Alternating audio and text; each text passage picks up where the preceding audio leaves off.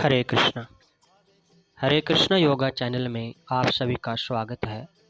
आज हम भगवद गीता के पहले अध्याय के श्लोक संख्या 42 और 43 के ऊपर चर्चा करेंगे। इससे पूर्व के सत्र में हमने श्लोक संख्या 41 के ऊपर चर्चा की थी, जिसमें अर्जुन कहते हैं कि अवांछित संतानों की वृद्धि से पारिवारिक परंपरा नष्ट हो जाती है और इससे नष्ट करने वालों के लिए नारकीय जीवन उत्पन्न होता है। अब श्लोक संख्या 42 में अर्जुन इस प्रकार से कह रहे हैं। यह श्लोक ऐसे है। दोषरेते कुलघनानां वर्णशंकरकारकै उत्साद्यन्त जाति धर्मा कुल धर्माश्च शाश्वता। शब्दार्थ: दोषै ऐसे दोषों से, एतै इन सब, कुल घनानाम परिवार नष्ट करने वालों का, वर्ण संकर अवांछित संतानों के, कारकई कारणों से, उत्साद्यन्ते नष्ट हो जाते हैं, जाति धर्म सामुदायिक योजनाएं, कुल धर्म पारिवारिक परंपराएं, च भी शाश्वता सनातन। अनुवाद: जो लोग कुल परंपरा को विनष्ट करते हैं और इस तरह अवांछित संतानों को जन्म देते हैं, उनके दुष्कर्मों से समस्त प्रकार की सामुदायिक योजनाएं तथा पारिवारिक कल्याण कार्य विनष्ट हो जाते हैं। इस श्लोक के ऊपर हमारे आचार्य श्रील एसी भक्तिवेदांत स्वामी प्रभुपाद जी बहुत ही सुंदर भावार्थ अपने तात्पर्य और प्रवचनों में बताते हैं। उसके ऊपर चर्चा से पहले हम मंगलाचरण कर लेते हैं। ओम अज्ञानतिमिरन्धस्य ज्ञानाञ्जनशलाकया चक्षुरुन्मीलितं येन तस्मै श्रीगुरुवे नमः। श्रीचैतन्यमनोभीष्टं स्थापितं येन भूतले स्वयं कदा मह्यं ददाति स्वपदान्तिकं। वन्देऽहं श्रीगुरु श्रीयुतपदकमलं श्रीगुरून् वैष्णवांश्च श्रीरूपं साग्रजातं सहगण रघुनाथान्वितं सजीवं साद्वैतं सावधूतं परिजनसहितं कृष्णचैतन्यदेवं श्रीराधाकृष्णपादान् सगण ललिता श्रीविशाखान्वितांश्च।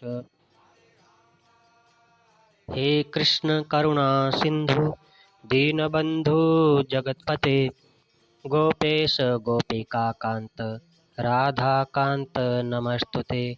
तप्त कांचन गौरांगी राधे वृंदावनेश्वरी वृषभानुसुते देवी प्रणमामि हरिप्रिये। वाञ्छाकल्पतरुभ्यश्च कृपा सिन्धुभ्येव च पतितानां पावनेभ्यो वैष्णवेभ्यो नमो नमः। जय श्री कृष्ण चैतन्य प्रभु नित्यानंद श्री अद्वैत गदाधर श्रीवासादि गौर भक्तवृंद। हरे कृष्ण कृष्ण कृष्ण हरे हरे, हरे राम राम राम हरे हरे। हरे कृष्ण।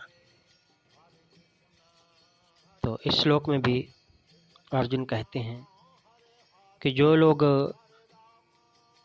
कुल परंपरा को नष्ट करते हैं और अवांछित संतानों को जन्म देते हैं, उनके दुष्कर्मों से समस्त प्रकार की सामुदायिक और पारिवारिक कल्याणकारी योजनाएं नष्ट हो जाती हैं। सनातन धर्म या वर्णाश्रम धर्म द्वारा निर्धारित मानव समाज के चारों वर्णों के लिए सामुदायिक योजनाएं तथा पारिवारिक कल्याण कार्य इसलिए नियोजित हैं कि मनुष्य चरम मोक्ष प्राप्त कर सके। अतः समाज के अनुत्तरदायी नायकों द्वारा सनातन धर्म परंपरा के विखंडन से उस समाज में अव्यवस्था फैल जाती है। फलस्वरूप लोग जीवन के उद्देश्य भगवान विष्णु को भूल जाते हैं। ऐसे नायक अंधे कहलाते हैं और जो लोग इनका अनुगमन करते हैं वे निश्चित ही कुव्यवस्था की ओर बढ़ते हैं। तो इस प्रकार अर्जुन वर्ण संकर कारक दोषों से हानि बतलाते हुए भगवान से कहते हैं कि युद्ध में अपने कुल का संहार करने वाले के कुल का सनातन कुल धर्म नष्ट भ्रष्ट हो जाता है। यहाँ यह ध्यान रखना चाहिए कि भगवद गीता और मनुस्मृति में कर्म और धर्म पर्यायवाचक शब्द हैं, जैसे स्वधर्मे निधनम श्रेय, भगवद गीता अध्याय 3, अपने धर्म में मरना श्रेष्ठ है। इसमें जिसको धर्म शब्द से कहे हैं उसी को स्वकर्मणा तम अभ्यर्च्या, भगवद गीता अध्याय 18, अपने कर्म से पूज कर, इसमें कर्म शब्द से कहते हैं। अर्जुन आगे कहते हैं कि वर्ण संकर जनित दोष बढ़ जाने से कुल घातियों के जाति धर्म नष्ट हो जाते हैं। जाति के विषय में कहा गया है, नित्यत्वे सति अनेक समवेत तत्वम जातिर लक्षणम, नित्य होते हुए अनेक में समवाय संबंध से जो रहे उसी को जाति कहते हैं। जैसे ब्राह्मण अनेक हैं परंतु ब्राह्मणत्व एक है, जिस प्रकार कुल धर्म सृष्टि के आदि से ही चला आ रहा है, उसी प्रकार भगवान नारायण से एक ही दिन जाति धर्म भी निकला है, जो सृष्टि के आरंभ से ही चला आ रहा है। जैसे भगवान भगवद गीता में कहते हैं, चातुर्य वर्णम मया सृष्टा, कि चारों वर्णों की सृष्टि सृजन मैंने ही किया है। चारों वर्णों के अपने धर्म हैं, जिसका विशुद्ध वर्णन भगवान ने भगवद गीता के 18वें अध्याय में किया है। अर्जुन कहते हैं कि वर्ण संकरता कारक दोष की वृद्धि हो जाने से कुल घातियों के ये जो जाति धर्म हैं वे सब नष्ट हो जाते हैं।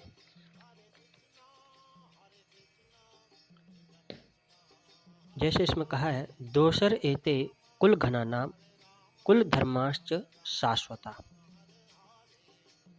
युद्ध में कुल का क्षय होने से कुल के साथ चलते आए कुल धर्मों का भी नाश हो जाता है।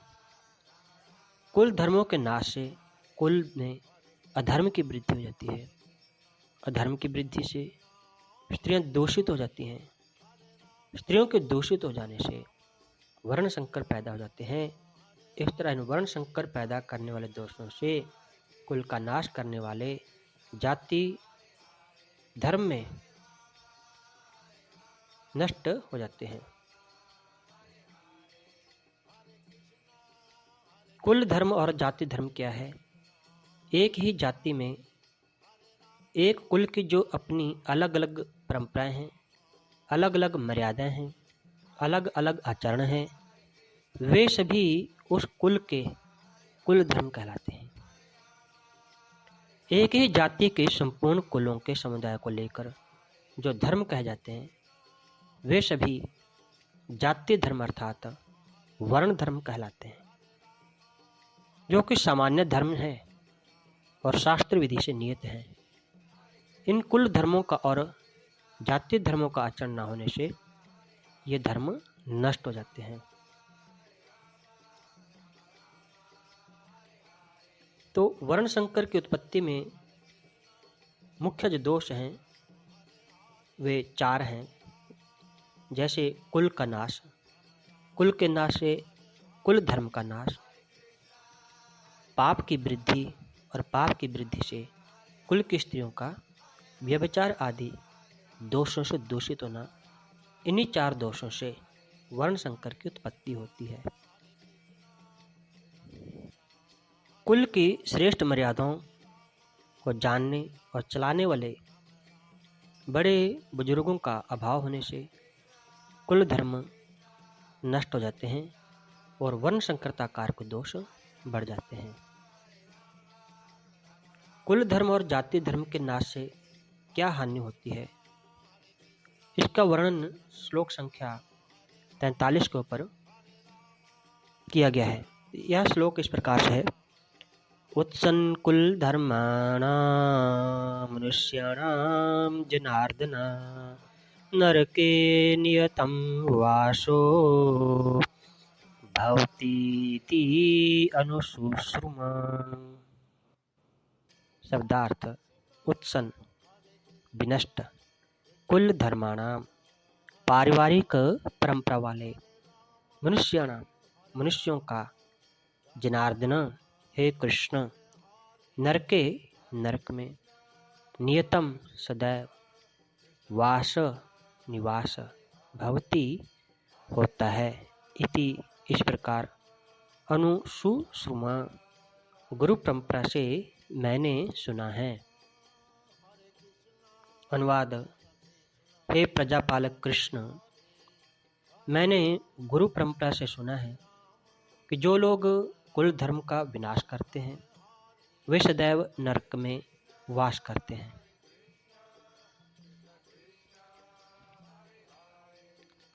अर्जुन अपने तर्कों को अपने निजी अनुभव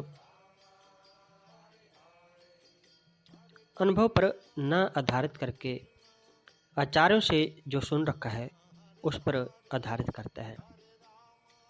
वास्तविक ज्ञान प्राप्त करने की यही विधि है।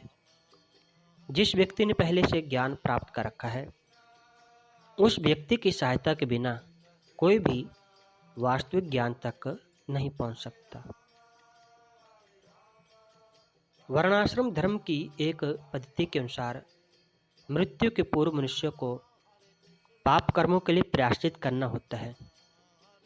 जो पापात्मा है उसे इस विधि का अवश्य उपयोग करना चाहिए।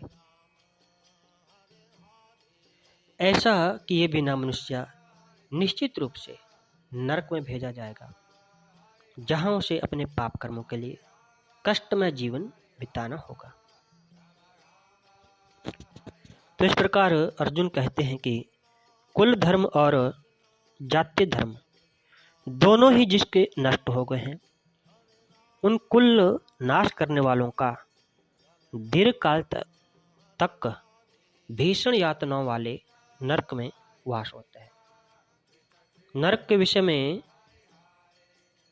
भुवन ज्ञानम सूर्य संयमात योग सूत्र में कहा गया है, सूर्य में संयम करने से समस्त भुवनों का ज्ञान होता है।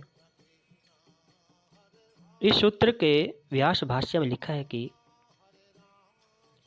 उस भूलोक के अंतर्गत अवेची के ऊपर क्रमशः स्थित मिट्टी, जल, अग्नि, वायु, आकाश और अंधकार में प्रतिष्ठित महाकाल, अम्बरीश, रौरव, महारौरव, कालसूत्र और अंधतमिश्र नामक 6 महान नरक भूमियां हैं, जिनमें अपने कर्मों से अर्जित दुख का भोग करने वाले प्राणी ही कष्टकारी तथा दीर्घ आयु प्राप्त करके उत्पन्न होते हैं, अर्थात वहाँ पे पहुँचते हैं। अर्जुन आगे कहते हैं कि ऐसे नरकों में अनियत काल तक का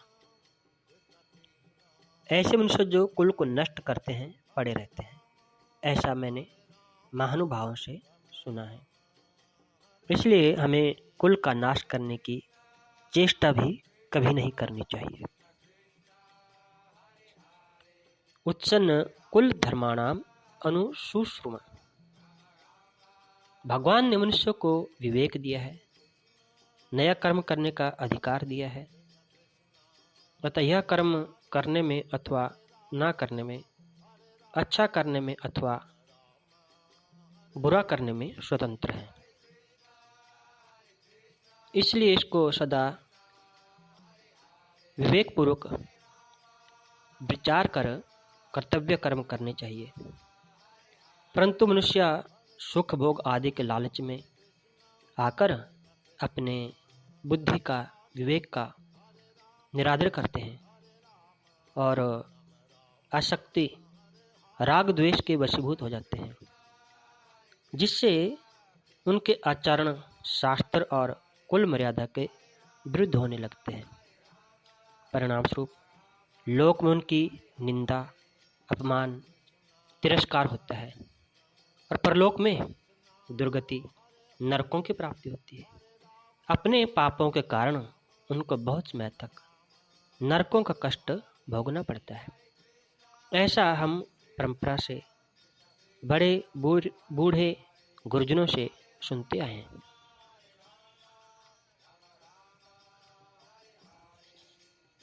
इस प्रकार स्वजनों के वध से होने वाले महान अनर्थ का वर्णन करके अब अर्जुन युद्ध के उद्योग रूप अपने कृत्य पर, अपने कार्य पर शोक प्रकट करते हैं और कहते हैं, वह अगले श्लोक में अर्जुन कहेंगे, उसके ऊपर चर्चा हम अगले सत्र में करेंगे। तब तक आप सभी को हरे कृष्णा, सभी का धन्यवाद।